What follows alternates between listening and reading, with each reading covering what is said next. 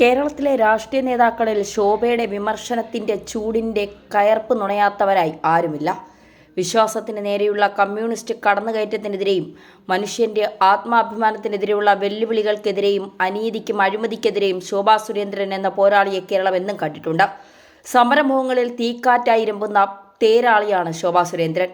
സത്യം ശക്തമായി തുറന്നടിക്കുക എന്നത് ശോഭയുടെ നയമാണ്. കേരളത്തിലെ പൊതുമണ്ഡലത്തിലെ വനിതാ നേതാക്കളിൽ ജനപ്രതിനിധിയാകാതെ ആദ്യ പട്ടികയിൽ ഇടം പിടിച്ച ശോഭാ സുരേന്ദ്രനെ പോലൊരു നേതാവില്ല. ജനകീയ പ്രശ്നങ്ങളിലെ ഇടത് വലത് ഒത്തുതീർപ്പുകളായാലും ശബരിമലയിലെ ആചാരങ്ങൾ തകർക്കാൻ ഇടതു സർക്കാരും CPM-ഉം ശ്രമിച്ചപ്പോഴും പിണറായിയുടെ കുടുംബത്തിന്റെ അഴിമതി കഥയുടെ കാര്യത്തിലും മീശ വിവാദത്തിലൂടെ ഹിന്ദു സ്ത്രീകളെ അപമാനിച്ചപ്പോഴും ഗണപതി ഭഗവാനെ മിത്തെന്ന് പറഞ്ഞ സ്പീക്കർ ഷംസീർ അവഹേളിച്ചപ്പോഴുമൊക്കെ ശോഭാ സുരേന്ദ്രൻ എന്ന വനിതാ നേതാവിന്റെ പ്രതികരണത്തിന്റെ മൂർച്ച എത്രത്തോളമുണ്ടെന്ന് കേരളം നേരിൽ കണ്ടിട്ടുണ്ട്. കാളിയും ദുർഗയുമാണ് എന്നെ നയിക്കുന്നത് എന്ന് പറഞ്ഞിട്ടുള്ള ശോഭാ സുരേന്ദ്രന്റെ പല പ്രസംഗങ്ങളിലും ആ ശക്തിയുടെ പ്രഭാവമാണ് പലപ്പോഴും പ്രതിഫലിക്കാറുള്ളത്. ആലപ്പുഴയ്ക്ക് വേണ്ടത് മോദിയുടെ ഗ്യാരണ്ടി എന്നാണ് ആലപ്പുഴയിൽ ലോക്സഭാ തിരഞ്ഞെടുപ്പിനായി പ്രചരണത്തിനിറങ്ങുമ്പോൾ ശോഭ പറഞ്ഞത്.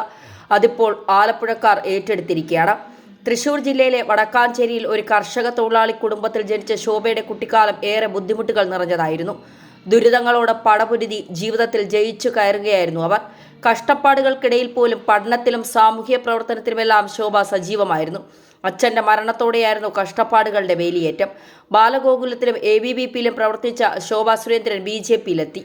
പ്രതിസന്ധികളെ ചങ്കൂറ്റത്തോടെ എന്നും നേരിട്ട് കാട്ടിക്കൊടുത്ത അമ്മയാണ് ശോഭയ്ക്ക് റോൾ മോഡലും കരുത്തും. 1995-ൽ യുവമോർച്ചയിലൂടെ രാഷ്ട്രീയ രംഗത്തെത്തിയ ശോഭാ സുരേന്ദ്രൻ യുവമോർച്ച ജില്ലാ വൈസ് പ്രസിഡന്റ്, സംസ്ഥാന സമിതി അംഗം, സംസ്ഥാന വൈസ് പ്രസിഡന്റ് എന്നീ പദവികൾ വഹിച്ചു.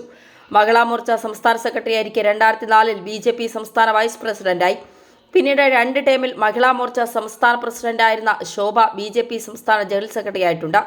തുടർന്ന് ദേശീയ നിർവാഹക സമിതി അംഗമായിരുന്നു.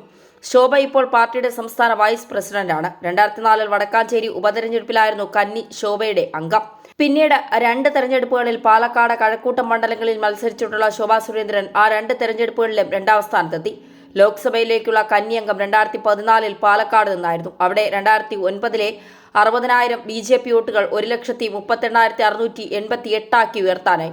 അടുത്ത ലോക്സഭാ പോരാട്ടവേദി ആറ്റിങ്ങലായിരുന്നു. 2014-ലെ 90,000 എന്ന വോട്ട് 2,48,688 വർദ്ധിച്ചു. ഇത്തവണ ആലപ്പുഴയിൽ മത്സരിക്കുന്ന ശോഭാ സുരേന്ദ്രൻ വിജയത്തിൽ കുറഞ്ഞെന്നും ലക്ഷ്യം വയ്ക്കുന്നില്ല എന്നത് തന്നെയാണ് യാഥാർത്ഥ്യം.